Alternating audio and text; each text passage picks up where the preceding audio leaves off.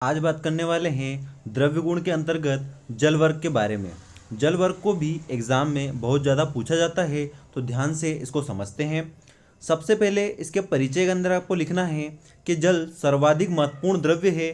जीवन में जितनी आवश्यकता भोजन की है, उससे कहीं अधिक आवश्यकता जल तत्व की भी है।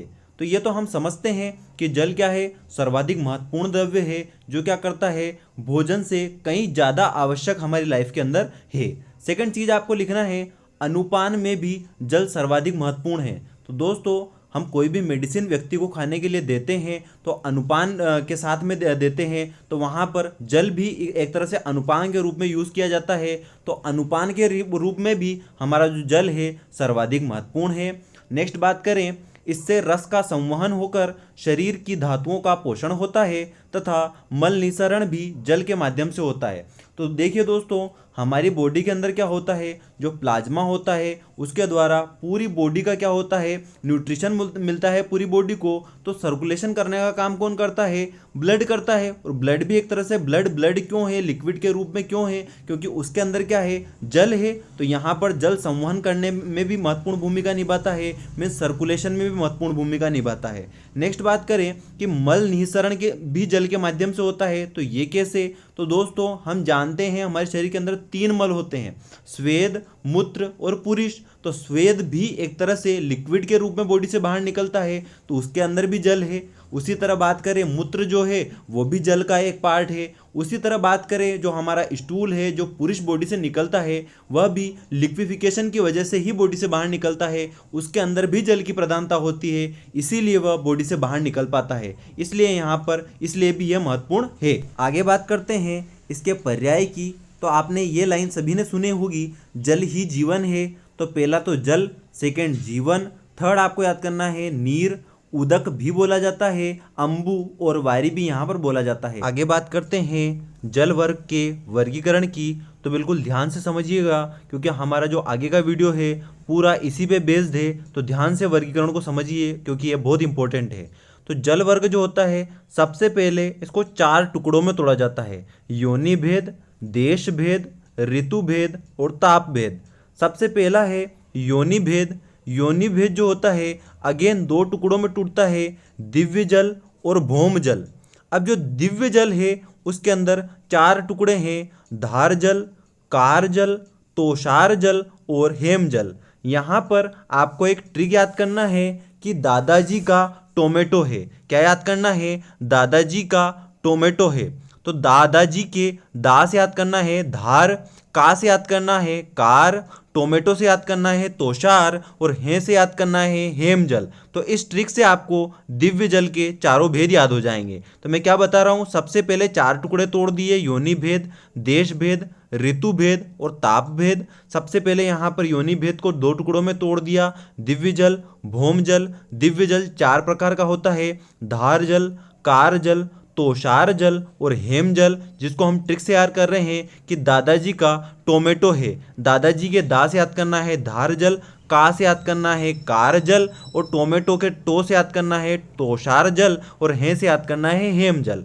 आगे बात करें देश भेद। तो देश आप सभी जानते हैं 3 देश हैं, जांगल, अनूप और साधारण देश। तो उसी के अकॉर्डिंग यहाँ पर 3 भेद कर दिए गए, जांगल देश जल, अनूप देश जल और साधारण देश जल। आगे बात करते हैं ऋतु भेद की।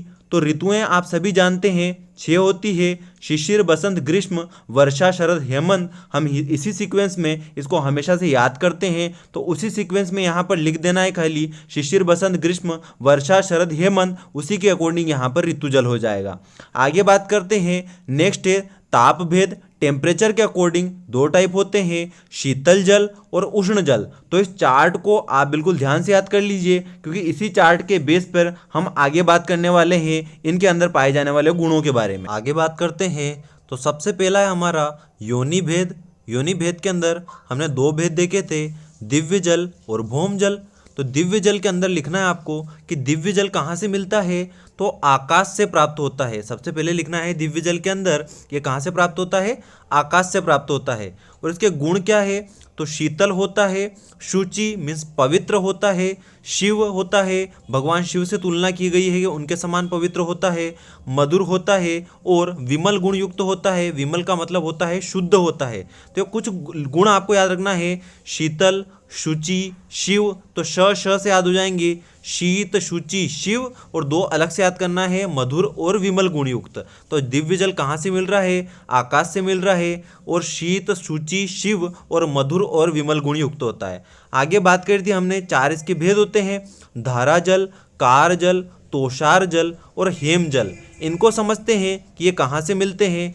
धारा जल हमें मिलता है, या फिर धारा जल किसको बोलते हैं? तो गंगा जल और समुद्र जल को धारा जल बोलते हैं। तो इनको समझ ही सकते हैं, एक धारा के रूप में बहते हैं, तो धारा जल। नेक्स्ट देखिए कार जल। कार जल का मतलब क्या? आकाश से गिरने वाले ओलों से उत्पन्न। तो आकाश से जो ओले गिरते हैं बर्फ के रूप में, उन ओलों से जो जल प्राप्त होता है उसको हम बोलते हैं कार जल। नेक्स्ट देखिए तोषार जल। तोषार जल का मतलब क्या? ओस की बूंद से उत्पन्न। जो ओस की बूंदें होती है मॉर्निंग के टाइम पे जब हम घास के ऊपर देखते हैं, जो ओस की बूंदें होती है उनसे जो जल प्राप्त होता है उसको बोला जाता है तोषार जल। नेक्स्ट बात करते हैं हेम जल। तो हेम और हीम, हीम का मतलब होता है बर्फ, तो बर्फ से प्राप्त। आगे बात करें भौम जल का मतलब क्या? जो पृथ्वी से प्राप्त जल होता है उसको हम भौम जल कहते हैं। तो जो भी हम कुआं खोद के या फिर जो भी तालाब से पृथ्वी के द्वारा जो भी जल प्राप्त करेंगे उसको कौन सा है? भौम जल। सेकंड देखिए देश भेद। देश भेद के अंदर हमने 3 बात करी थी, जांगल देश का जल, आनूप देश का जल और साधारण देश का जल। तो जो जांगल देश का जल होता है वो पित्त और कफ शामक होता है। आपको लिखना है यहाँ पे पित्त और कफ शामक होता है। सेकंड देखिए आनूप देश का जल। आनूप देश का मतलब क्या? जहाँ पर बहुत ज़्यादा पानी होता है, जैसे अमेजोन के जंगल वगैरह, तो वो कैसे एरिया है? पानी वाले एरिया हैं, मीन्स आनूप देश है। और पानी का मतलब क्या? कफ। तो जहाँ ज़्यादा पानी वहाँ कफ ज़्यादा, तो आनूप देश में क्या होगा? कफ ज़्यादा बढ़ेगा। नेक्स्ट देखिए साधारण देश का जल। तो जहाँ हम नॉर्मल लेवल पर रहते हैं, जो साधारण देश के अंदर रहते हैं, तो साधारण देश के अंदर जो जल होता है वात, पित्त और कफ का शामक होता है। तो यहाँ पर याद रख लेना है, खाली जांगल देश आपको ध्यान से रखना है कि पित्त और कफ शामक होता है। बाकी आनूप देश में पानी, तो जहाँ पानी वहाँ कफ ज़्यादा, तो कफ ज़्यादा। और साधारण देश जहाँ हम रह रहे हैं तो यहाँ पे कैसा जल होता है? वात, पित्त और कफ का शमन करने वाला। नेक्स्ट देखिए ऋतु भेद। ऋतु भेद के अंदर 6 ऋतुएं होती है। तो शिशिर ऋतु और हेमंत ऋतु एक दूसरे की जस्ट अपोजिट होती है। तो शिशिर ऋतु के अंदर लिखना है आपको कि लघु गुण युक्त जल होता है, तो हेमंत ऋतु में जस्ट उल्टा हो जाएगा, नीचे देखिए गुरु गुण हो जाएगा। अब शिशिर के बाद बसंत। तो शिशिर के अंदर लघु है, तो बसंत के अंदर क्या होगा? रुक्ष आएगा। जस्ट राइमिंग बन रही है, लघु रुक्ष। तो पहला लघु, देन बसंत के अंदर रुक्ष। ग्रीष्म ऋतु का जो जल होता है अनअभिसंधि होता है। मीन्स अभिसंध का मतलब क्या? जो ऑब्स्ट्रक्शन करे। तो यहाँ पर क्या होता है? ग्रीष्म ऋतु का जल अनअभिसंधि होता है, मीन्स जो ऑब्स्ट्रक्शन पैदा ना करे। नेक्स्ट देखिए वर्षा ऋतु का जल। जो वर्षा ऋतु का जल होता है मधुर होता है, मीठा होता है और गुरु होता है, मीन्स थोड़ा भारी होता है। नेक्स्ट बात करें शरद ऋतु का जल। तो शरद ऋतु का जल निर्दोष होता है, प्रशस्त होता है। निर्दोष मीन्स जिसके अंदर किसी भी तरह के दोष ना हो, और प्रशस्त हो मीन्स आइडल जल हो। तो आपने शरद ऋतु के अंदर हंसोदक जल का नाम सुना होगा, तो यहाँ पर उसी जल के बारे में बोला गया है कि सर्वश्रेष्ठ जल होता है। आगे बात करें हेमंत ऋतु का जल। तो हेमंत ऋतु का जल तो हमने बात करी है, शिशिर ऋतु का लघु होगा, तो हेमंत ऋतु का जस्ट अपोजिट गुरु होगा।